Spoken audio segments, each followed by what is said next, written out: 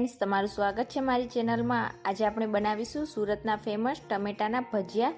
તો સુરતમાં ડુમસના આ ભજીયા બહુ જ ફેમસ છે અને આ ભજીયાને ચટણી ભજીયા પણ કહેવામાં આવે છે। તો બનાવવામાં એકદમ સરળ અને ખાવામાં એકદમ ટેસ્ટી એવા અને ચટપટા લાગશે। તો ચાલો બનાવીએ।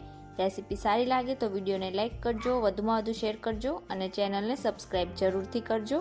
તો ટામેટાના ભજીયા બનાવવા માટે આપણે સૌથી પહેલાં તો ટામેટાની સ્લાઇસ ઉપર લગાવવા માટેની ચટણી બનાવી લઈશું। તો તેના માટે એક મિક્સર જાર લઈશું અને તેમાં 1 કપ ડાળખા સહિત ધાણા એડ કરીશું।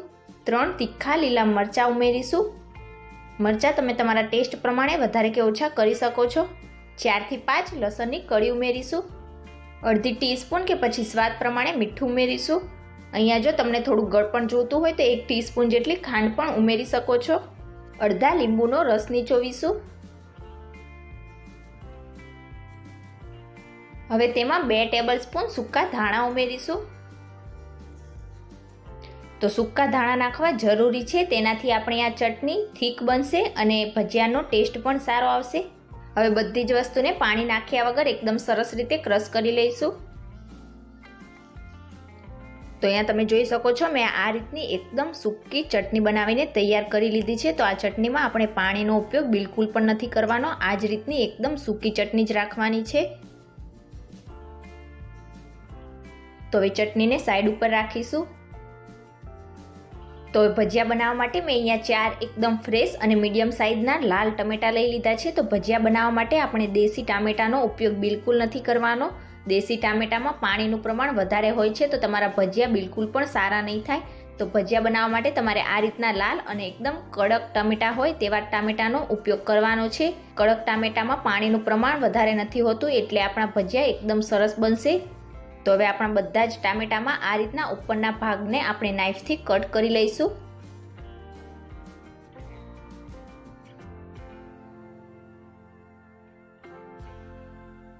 અને હવે બધા જ ટામેટાની આપણે નાઈફથી એકદમ સરસ રીતે સ્લાઈસ કરી લઈશું।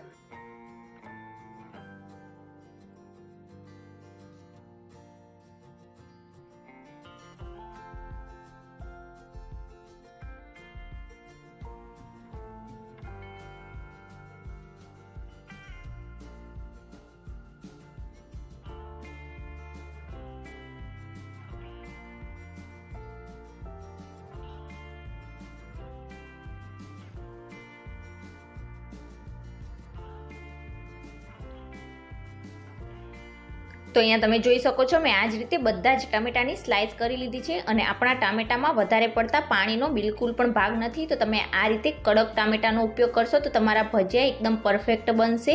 તમે ટામેટાની સ્લાઇસ કરવા માટે જે પણ નાઈફનો ઉપયોગ કરો તે એકદમ ધારદાર હોય તેવી જ લેવાની, એટલે આ રીતે એકદમ સરળતાથી અને સારી એવી ટામેટાની સ્લાઇસ થઈ જશે।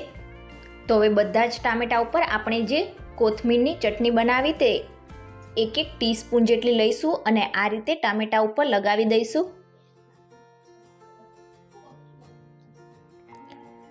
તો ટામેટામાં ઓલરેડી પાણી હોય છે, એટલે આપણે આ ચટણીમાં બિલકુલ પાણી નથી નાખ્યું, એટલે જ આપણી ચટણી ટામેટાના પાણીને એબ્ઝોર્બ કરી લેશે। તો આ રીતે જેમ આપણે સેન્ડવિચ ઉપર ચટણી લગાવતા હોઈએ એ રીતે બધા જ ટામેટાની સ્લાઇસ ઉપર ચટણી લગાવી દઈશું।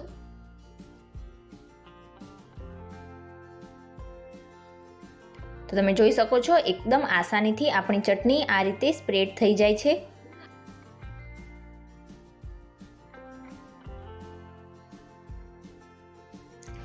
તો અહીંયા ટામેટાની સ્લાઇસ ઉપર આપણે ચટણી વધારે પડતી પણ નથી લગાવવાની, 1 ટીસ્પૂન જેટલી જ લગાવીશું અને આ રીતે આખી સ્લાઇસ ઉપર ચટણીને એકદમ સરસ રીતે સ્પ્રેડ કરી લઈશું।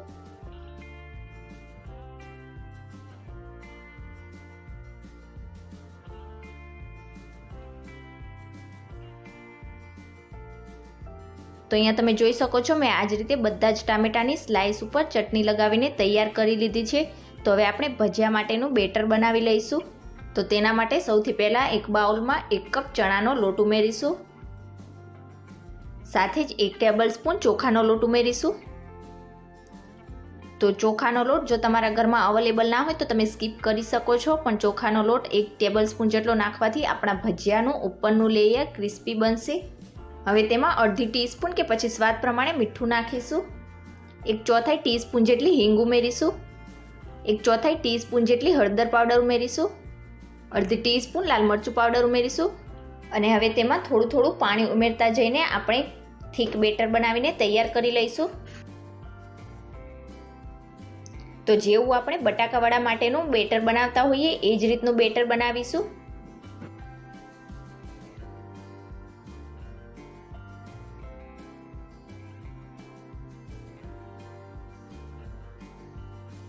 આ જ રીતે થોડું પાણી ઉમેરીને આપણે બેટરને એકદમ સરસ રીતે ફેટી લઈશું, એટલે બિલકુલ પણ બેસનના ગાંઠા નહીં રહે. તો અહીંયા તમે જોઈ શકો છો આપણા બેટરમાં બિલકુલ પણ ગાંઠા નથી. તો હવે તેમાં થોડુંક પાણી ઉમેરીને મીડિયમ બેટર કરી લઈશું.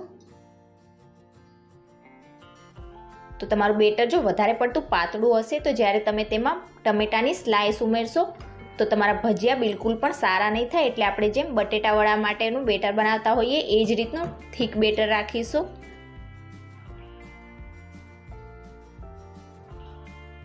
તો અહીંયા તમે જોઈ શકો છો આપણું એકદમ પરફેક્ટ એવું બેટર બનીને તૈયાર થઈ ગયું છે. તો આ રીતે એકદમ જાડી ધાર થાય એ જ રીતનું તમારે બેટર રાખવાનું છે. તો અહીંયા ટોટલી મારે અડધા કપ અને ઉપર 2 ટેબલ સ્પૂન જેટલા પાણીનો યુઝ થયો છે.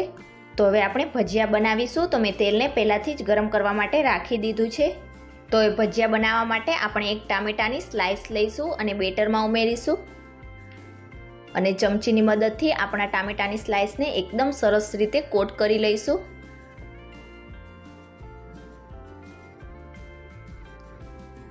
અને હવે આપણા ભજીયાને તળી લઈશું. તો તેલ ગરમ થઈ જાય એટલે નાખતી વખતે આપણે ગેસની flame slow to medium side રાખીશું અને આ રીતે ટામેટાની કિનારીને આપણે પકડીશું અને તેલમાં ઉમેરીશું.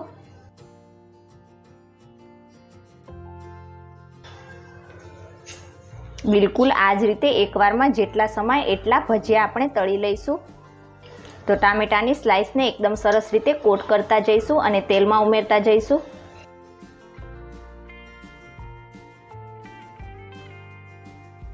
હવે ગેસની ફ્લેમ આપણે મીડિયમ ટુ હાઈ સાઈડ કરી દઈશું અને હવે ઝારાથી તેને અલટી પલટીને બંને સાઈડથી તળી લઈશું.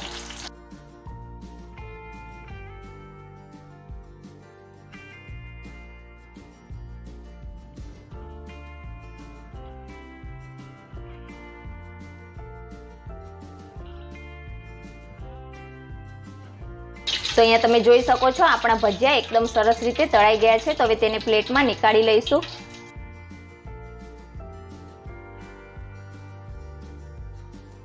અને આ જ રીતે આપણે બાકીના બીજા બધા જ ભજીયા બનાવીને તૈયાર કરી લઈશું.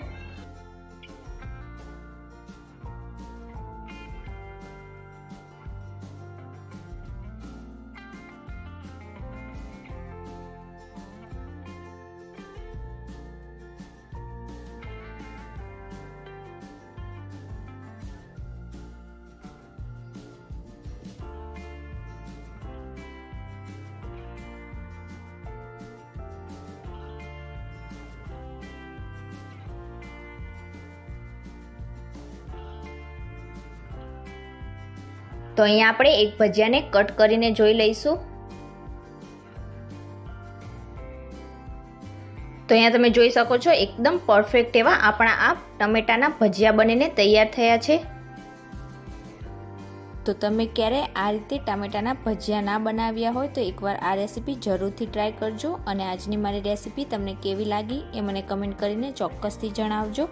રેસીપી સારી લાગી હોય તો વિડીયોને લાઇક કરજો, વધુમાં વધુ શેર કરજો અને ચેનલને સબસ્ક્રાઈબ જરૂરથી કરજો. Thank you for watching.